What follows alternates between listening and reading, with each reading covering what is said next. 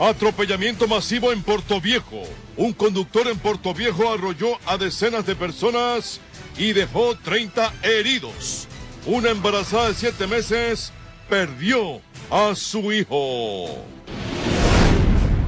También en Manabí, familiares le dan el último adiós a los 13 fallecidos del accidente de tránsito ocurrido el fin de semana en Jipijapa.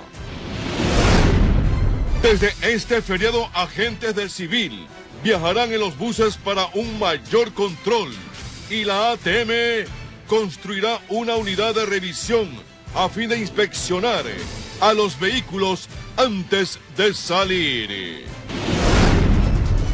En lo internacional, gobierno ruso calificó como negligencia criminal el incendio ocurrido en un centro comercial. Así empieza la noticia. Emisión estelar. La tragedia se ensaña con Manabí. Mientras familiares le dan el último adiós a los 13 fallecidos del accidente de tránsito en Jipijapa, un conductor en Portoviejo atropelló a decenas de personas y dejó 30 heridos. Una embarazada de 7 meses perdió a su hijo. Queridos televidentes de todo el país, buenas noches y bienvenidos. Existe conmoción tras el asesinato de la directora de la en Guayaquil. En lugar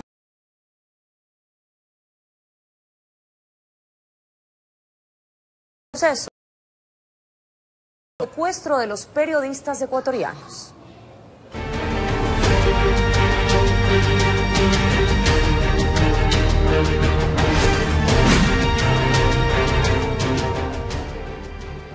El gobierno ecuatoriano confirmó el secuestro de 3 periodistas en la frontera norte en la provincia de Esmeraldas.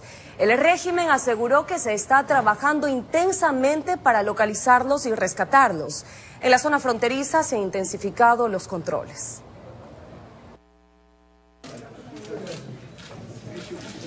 En rueda de prensa, junto al ministro de Defensa, el alto mando militar y policial, el ministro del Interior lo confirmaba. 3 trabajadores del medio de comunicación diario El Comercio fueron secuestrados el día de ayer. Esto sucedió en horas de la mañana en la parroquia Mataje del cantón San Lorenzo, provincia de Esmeraldas. Tenemos información que están bien. El ministro también informó que se ha mantenido un primer contacto con el grupo que tendría en su poder al equipo periodístico de diario El Comercio.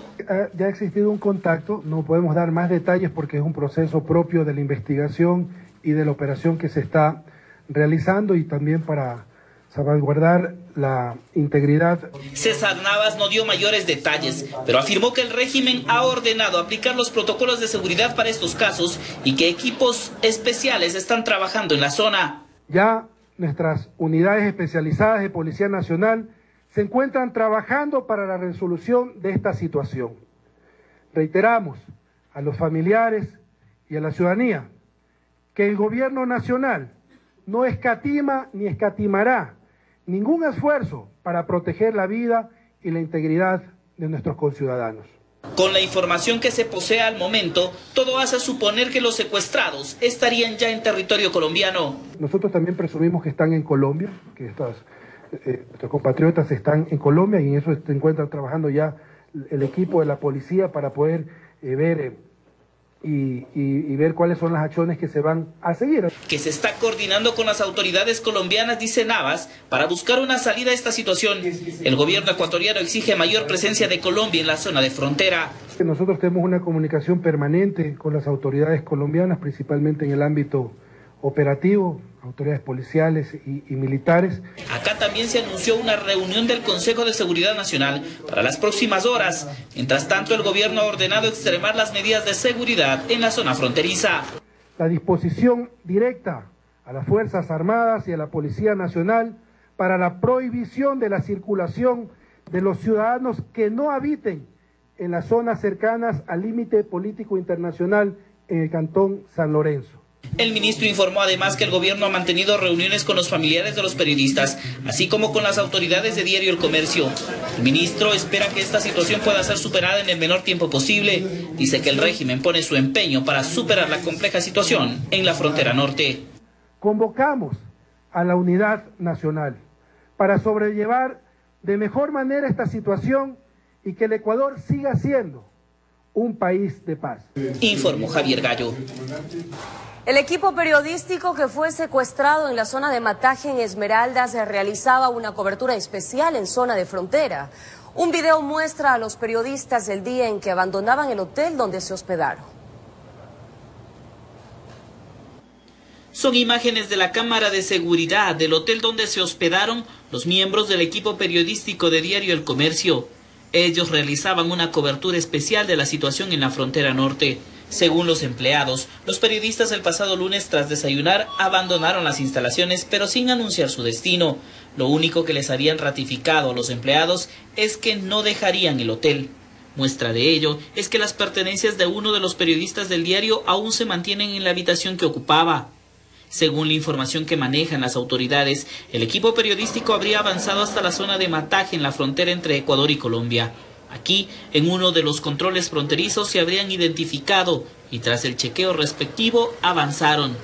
Y hasta allí, desde el pasado lunes, el contacto con el equipo se perdió. Las autoridades confirmaron este martes que tras las investigaciones, los periodistas están secuestrados en manos de un grupo disidente que opera en la zona. Las autoridades han ratificado el buen estado de salud de los periodistas. Equipos especiales de la policía y Fuerzas Armadas continúan trabajando intensamente en la zona para tratar de localizarlos. La última imagen que se registra en las cámaras de seguridad es esta. El vehículo en el que se trasladaba el equipo periodístico abandonó el hotel pasadas las 7 de la mañana del pasado lunes. Informó Javier Gallo. La presidenta de la Asamblea, Elizabeth Cabezas, y la Alcaldía de Quito también expresaron su preocupación por el secuestro de los comunicadores en Mataje, provincia de Esmeraldas. A continuación, revisemos algunas reacciones. Las reacciones tras el secuestro de un equipo periodístico del diario El Comercio no se hicieron esperar. Autoridades y gremios de periodistas expresaron su pesar por este hecho. Mediante un comunicado, la presidenta de la Asamblea, Elizabeth Cabezas, expresó: el Estado ecuatoriano, a través de la fuerza pública, trabaja intensamente para garantizar la paz y la seguridad en la frontera norte. Mis pensamientos y mi solidaridad están con las familias de este medio de comunicación y con su planta de profesionales. Por su parte, el municipio de Quito también lamentó el secuestro de los comunicadores. La alcaldía de Quito rechaza de forma categórica y enérgica este acto de violencia que atenta contra los derechos humanos y afecta el ejercicio del periodismo libre e independiente como un pilar de la democracia ecuatoriana. El Foro de Periodistas del Ecuador expresó su sentir por este hecho y exhortó a las autoridades ecuatorianas a que tomen las medidas necesarias para garantizar la seguridad en la zona y la liberación inmediata de los compañeros periodistas. Además, señaló que este hecho es una señal de los riesgos que enfrenta el ejercicio periodístico frente al problema de la inseguridad.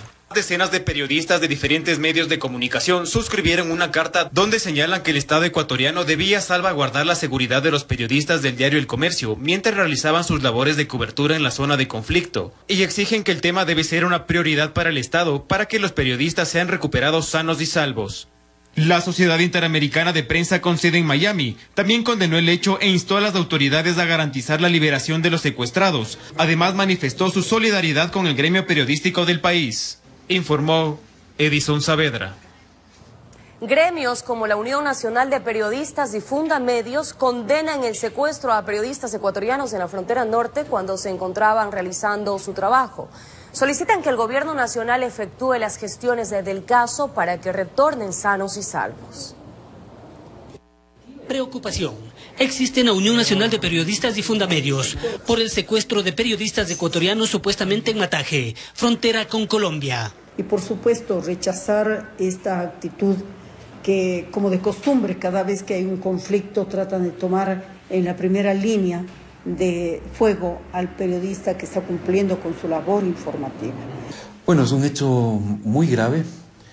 El Estado tiene la principal responsabilidad en la protección de los periodistas y esa responsabilidad tiene que manifestarse en que se devuelva pronto a los periodistas, se hagan todos los esfuerzos para que los periodistas regresen sanos y salvos lo más pronto posible. Los gremios periodísticos exigen mayor actuación del gobierno nacional para evitar que hechos como este se vuelvan a repetir. En este caso en concreto, nosotros creemos que hay un conflicto que está en pleno desarrollo en la frontera norte. Un conflicto para el cual evidentemente el Estado ecuatoriano empieza recién a asumir sus responsabilidades. Resaltan el peligro al cual están expuestos los comunicadores sociales por cumplir con el deber de informar a la colectividad. Implica que la labor informativa se cumple en medio de riesgos por la responsabilidad social que tiene el periodista de llevar una información muchas veces crítica para conocimiento de la opinión pública. Definitivamente la labor del periodista es informar y estar en esos puntos calientes, ¿no? Sin embargo, yo sí creo que hay que tomar muchas más precauciones de seguridad. Hay varios protocolos que se han emitido a lo largo de estos últimos años en América Latina, justamente por la situación crítica manuales, exactamente, de periodistas en riesgo en México, en Honduras, en Brasil, en Colombia, etcétera, etcétera. Expresan muestras de solidaridad con los familiares de los secuestrados, a la espera que esto termine lo más pronto posible, informó Héctor Romero. Mucha atención, hace pocas horas la directora de la Penitenciaría del Litoral, Gavis Glenda Moreno de León, fue asesinada en Guayaquil. El crimen ocurrió en la vía perimetral a la altura del hospital universitario. La mujer habría recibido 8 tiros y su chofer resultó herido. Para conocer más detalles nos enlazamos con Adriana Peralta, quien se encuentra en el lugar. Adriana, buenas noches. Adelante con tu informe. Analí, amigos televidentes, muy buenas noches. Les tenemos una noticia de último momento porque asesinaron a la directora del Centro de Privación de Libertad Femenino de Guayaquil, la abogada Gavis Glenda Moreno de León, cuando circulaba en una camioneta por la vía perimetral a la altura del viaducto Pascuales. 2 sujetos la interceptaron y le propinaron varios impactos de bala. Se reportó también que su acompañante, el chofer, está herido y está siendo atendido en una casa de salud. Respecto a este tema, hace pocos minutos el coronel Víctor Arauz, jefe de la DINASET, nos dio más detalles de este suceso, de este evento. Escuchemos entonces lo que dijo. Estaba dirigiéndose a su domicilio y fue interceptada en la vía perimetral a la altura de la vía Pascuales por 2 sujetos en motocicleta. El acompañante procede a realizar varios disparos, de los cuales 12 llegan al cuerpo de la funcionaria y lamentablemente pues fallece producto de esas heridas.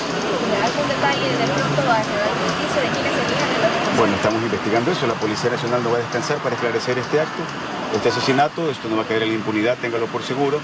Es importante determinar que el conductor de la abogada también recibió un impacto que al momento se encuentra estable y fue quien en esas circunstancias pudo maniobrar, manejar el vehículo y llegar hasta el hospital universitario, donde recibió las primeras atenciones la funcionaria, pero lamentablemente falleció. Bueno, ya lo escuchamos y como podemos ver en el sector, miembros de la Dirección Nacional de Inteligencia se encuentran buscando los indicios balísticos. Nosotros permaneceremos en el sector y más adelante ampliaremos la información si así lo amerita y también continuaremos en las próximas emisiones informativas. Esto es todo lo que podemos reportar por ahora. Adelante en estudios. Muchas gracias, Adriana, por tu completo reporte. Amigos televidentes, más adelante efectivamente tendremos todos los pormenores sobre este lamentable suceso que ha conmocionado al país. Por ahora es momento de hacer nuestra primera pausa, pero ya regresamos. La tragedia se ensaña con Manabí. Mientras familiares le dan el último adiós a los 13 fallecidos del accidente de tránsito en Jipijapa, un conductor en Portoviejo atropelló a decenas de personas y dejó 30 heridos. Una embarazada de 7 meses perdió a su hijo.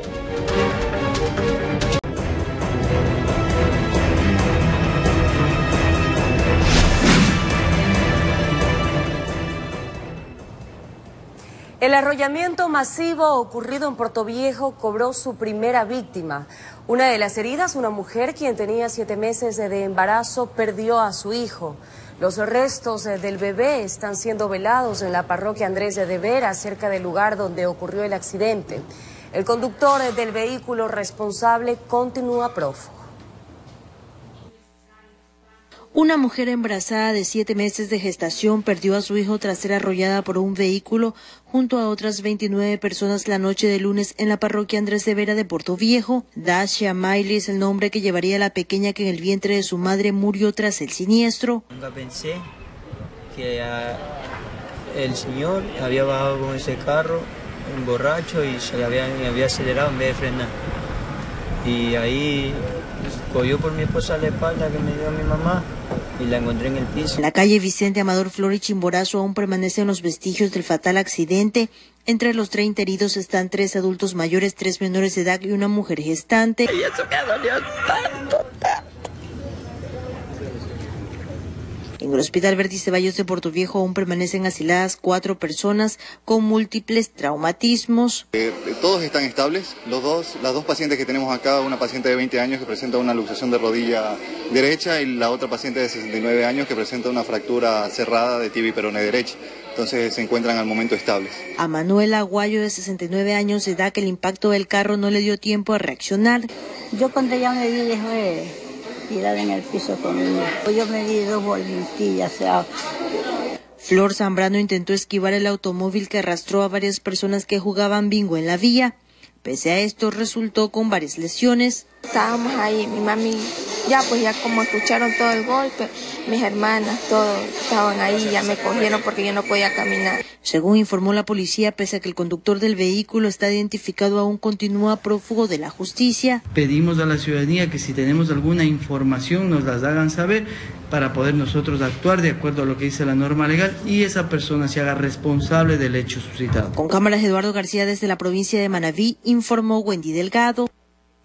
5 de las 13 víctimas mortales del accidente del bus interprovincial ocurrido en la vía Jipijapa-Paján fueron sepultados en Manabí. Sus familiares piden que el hecho no quede en la impunidad. Mientras tanto, los heridos permanecen estables en el Hospital Verdi Ceballos de Portoviejo.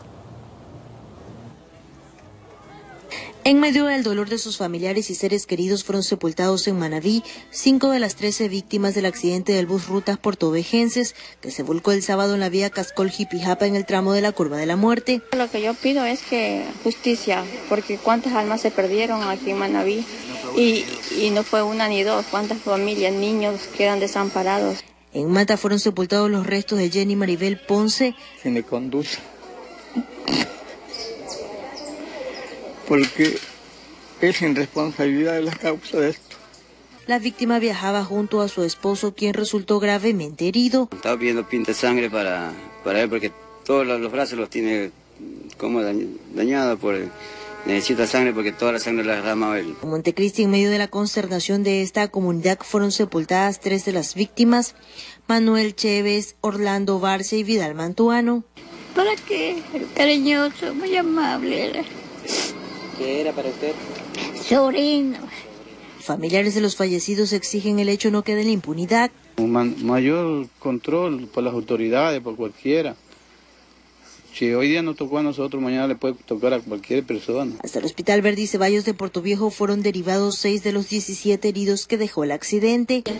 Sí, tenemos 6 pacientes, 1 dado de alta, 2 de alta por transferencia, que son los 2 críticos que te mencionaba, y 3 pacientes que están ingresados estables, ya en espera solamente de su resolución quirúrgica definitiva. La Unión de Cooperativas de Transportes de Pasajeros de Manabí informó que la cooperativa Rutas Portovejenses ya está gestionando el pago de seguros para las víctimas de este trágico accidente. No queremos dejar que ninguna persona que esté dentro del padecimiento del accidente deje de ser atendida y debe de ser inmediatamente indemnizada. Con cámaras, Eduardo García desde la provincia de Manabí, informó Wendy Delgado. El gremio de transportistas inter e intraprovincial llegaron a varios acuerdos con las autoridades de Estado respecto a la intensificación de los controles en las vías tras los recientes accidentes en Guayas y Manabí. De acuerdo a estadísticas del Ministerio de Transporte y Obras Públicas, más del 90% de los siniestros de tránsito pudieron ser evitados. Esto debido a que sus principales causas fueron la falta de atención o la impericia del conductor. Y es así que de manera inmediata arranca el proceso de acreditación de los choferes que forman parte de las 422 operadoras de transporte intra e interprovincial. Quien no califique, quien no tenga las condiciones conducir un vehículo, pues efectivamente no podrá hacerlo. Este es uno de los mecanismos que impulsa el Estado, que además acordó con los transportistas un mayor control de velocidad a través de la tecnología. Hay que hacer una inversión para que alguien esté llamándole la atención a ese conductor, o que va corriendo demasiado, o que está parado donde no debe, o que está haciendo algo que nosotros decimos que no haga, pero que de repente se nos sale de las manos. A esto se suma una iniciativa de empoderamiento de la ciudadanía. Esto implica una corresponsabilidad con los usuarios para que puedan denunciar cualquier tipo de abuso de los conductores a través de la línea de emergencia 911. Para que presente sus denuncias en caso de que exista una conducción temeraria a través del 911. Para que estos compromisos se cumplan, agentes de la Policía y la Agencia Nacional de Tránsito se encargarán de la verificación.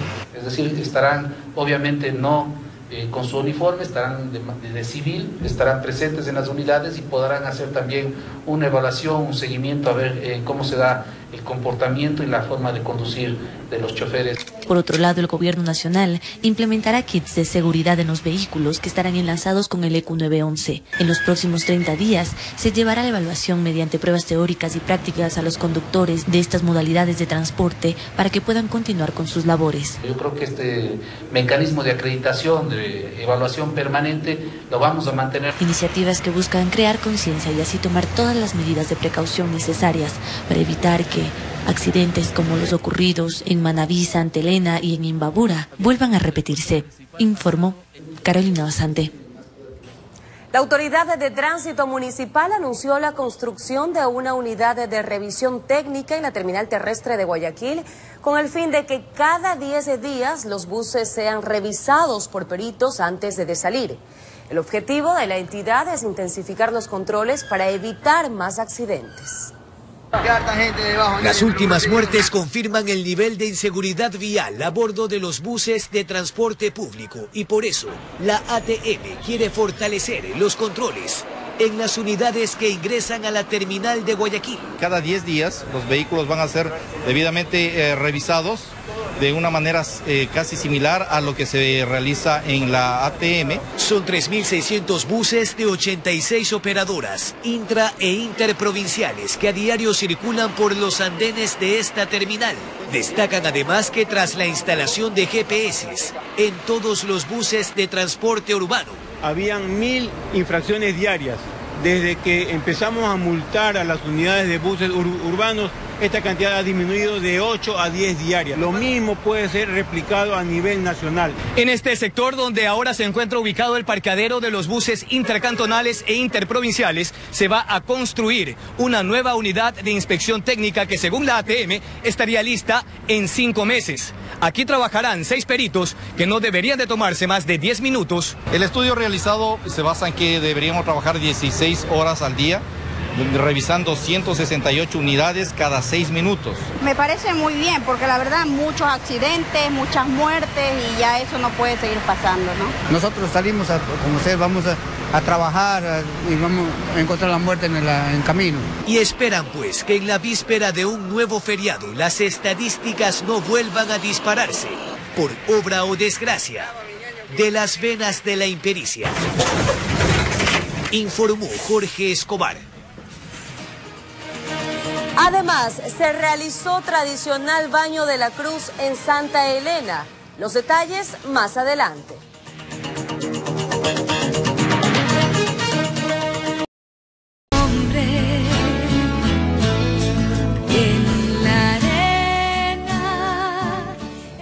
En Semana Santa se recuerda la pasión y resurrección de Jesús.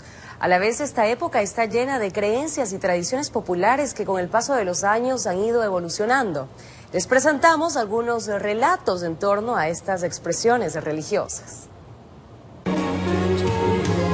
La Semana Santa está llena de tradiciones, creencias populares que vienen de antaño, desde la gastronomía típica de la época a rituales íntimos. Las creencias son recordadas sobre todo en Viernes Santo. Comer carne o bañarse en esta época era mal visto por los fieles católicos. Además, estaba prohibido vestirse de rojo. Me decían que no había que pelear porque si no nos salía cola, que no había que bañarse porque nos convertíamos en pescado. y un montón de cosas que uno como es pequeño cree. No vaya a comer carne, porque esa carne es mala, que no sé cuánto, y no vaya ni a bañarse porque se puede convertir en tiburón. Más allá de los mitos, de acuerdo a un sacerdote, es un sacrificio. La carne roja simboliza el cuerpo y el vino la sangre de Jesús. Sí, ya tradicionalmente era no comer carne. Viene eso, una tradición casi de la Edad Media. Uno puede entender, por ejemplo, en países donde comen carne todos los días. La Conferencia Episcopal Ecuatoriana, ya en los años 80 por ahí, dio una norma de que esa abstinencia de carne puede sustituirse. La Cuaresma es un periodo litúrgico en el cual el fiel se alista a vivir la resurrección de Cristo. Es la época en que Jesucristo murió y murió ¿de qué forma? Para salvarnos a nosotros del pecado. En la antigüedad se caracterizaba por la preparación final de los catecúmenos, que en la vigilia pascual recibían el bautismo. Luego se lo consideró periodo de penitencia y renovación para toda la iglesia, con el ayuno y la abstinencia. Y aunque son diversas, las historias han ido evolucionando con los años. No, es que la verdad, o sea, yo, digamos que ya ha cambiado todo, entonces yo solamente capto las órdenes de mi mamá y ya. O sea, mi mamá quiere cocinar eso, está bien. Que no se bañaba, que no se hacía bulla, ahora ya no es eso, ya todo normal. Todo era normal, eso ya no. Informó Adriana Peralta. Como todos los años, en Semana Santa, miles de feligreses participaron en la procesión del tradicional Baño de la Cruz en la península. Esta caminata empieza en el cantón Santa Elena y culmina con un ritual en la playa de Vallenita. Para los católicos en la península de Santa Elena no es solo un ritual de Semana Santa, sino una oportunidad para reconciliarse con Dios. La procesión del Baño de la Cruz en la playa del balneario de Vallenita es ya una tradición. Cada martes de Semana Santa, los feligreses recorren más de 6 kilómetros a pie y con la inclemencia del sol para reivindicarse con su fe católica. Ya algunos años que vengo de Santa Elena mismo al Baño de la Cruz con esta imagen por mi salud y para que Dios me proteja siempre. Cada año se aprecia una mayor cantidad de asistentes, quienes esperan en las inmediaciones de la playa la llegada de la cruz de madera, que es cargada en hombros por los pescadores artesanales de Vallenita, pues desde hace muchos años se tiene como creencia que este ritual es efectuado para pedir al Todopoderoso riegue bendiciones en la pesca, el trabajo y la salud de los habitantes de esta comunidad. Es un acto de fe y una tradición lo que es el Baño de la Cruz en el mar en Vallenita, que se viene haciendo año a año por la festividad de Semana Santa. Antes mi papá, mi mamá, ellos venían y por eso nosotros le hemos acostumbrado a venir a todos los años. Es así como el madero es llevado hacia el mar y sumergido 3 veces en el agua. Los feligreses, en su afán por tocar la cruz, se meten a las aguas y salpican el símbolo católico. Tenemos que mirar un poquito más a la cruz porque desde la cruz brota el amor y es el amor que salva el mundo y salva a cada uno de nosotros. Luego del ritual, la Gran Cruz es llevada hasta una explanada para la Santa Misa. Este año, el Cristo crucificado fue presentado a la multitud. Desde la provincia de Santa Elena, informó Darwin Villao. Bienaventurados los que padecen persecución por causa de la justicia, porque de ellos es el reino de los cielos. La penitenciaría del litoral Gavis Moreno de León fue asesinada esta noche en la vía perimetral de Guayaquil a la altura del hospital universitario. Su chofer también resultó herido. La directora del Centro de Privación de Libertad Femenino de Guayaquil, Gavis Moreno, se dirigía a su domicilio cuando fue interceptada por 2 sujetos en motocicleta, quienes le propinaron varios impactos de bala que acabaron con su vida. Ella se movilizaba en una camioneta con su chofer. El hecho ocurrió en la vía perimetral, a la altura del intercambiador de la vía a Daule. El jefe de la DINASET acudió hasta el hospital universitario, sitio donde la directora recibió las primeras atenciones y minutos después falleció. En circunstancias que terminaba sus labores de trabajo, estaba dirigiéndose a su domicilio y fue interceptada en la vía perimetral a la altura de la vía Pascuales por 2 sujetos en motocicleta. El acompañante procede a realizar varios disparos, de los cuales 12 llegan al cuerpo de la funcionaria y lamentablemente pues fallece producto de esas heridas. Investigando eso, la Policía Nacional no va a descansar para esclarecer este acto, este asesinato. Esto no va a caer en la impunidad, téngalo por seguro. El conductor resultó herido. Por su parte, las autoridades ya se pronunciaron. La ministra de Justicia, Rosana Alvarado, envió un mensaje de solidaridad con la familia de la abogada Moreno. Indicó que se iniciaron las investigaciones y la búsqueda incansable de los criminales.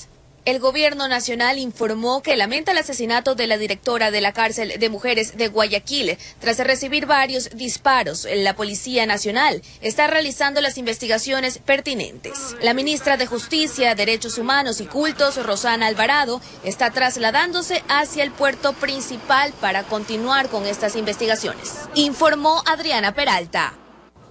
Tras el asesinato de la directora de la cárcel de mujeres de Guayaquil, otros atentados en contra de funcionarios en cargos similares se han registrado en los últimos años. Enseguida les presentamos un recuento. Fue en el año 2005 cuando varios disparos acabaron con la vida de Eddie Enríquez Saltos. Hasta ese entonces se desempeñaba como director de la penitenciaría de El Litoral. Un sujeto desconocido lo habría abordado, saliendo de su domicilio, y de varios disparos acabó con su existir. El suceso se produjo en la cooperativa Juan Montalvo, en donde residía el exfuncionario. 2 años después, un suceso similar se dio en el 2007, específicamente en el mes de abril. 4 disparos acabaron con la vida de Soledad Rodríguez, directora encargada de la penitenciaría del Litoral. Los desconocidos la habrían interceptado en las mismas circunstancias que el funcionario anterior, saliendo de su domicilio, ubicado en la 21 y Oriente. Esto sorprendió a la comunidad, la cual, impávida, recibía una noticia de esta magnitud. Rodríguez se había desempeñado como coordinadora de procesos de rehabilitación por más de 20 años. También se han registrado hechos así en contra de guías penitenciarios y jefes de guías. Ahora se suma el asesinato de Gaby Glenda Moreno de León, directora de la cárcel de mujeres de Guayaquil, la cual también recibió impactos de bala, terminando con su vida durante horas de la noche de este martes.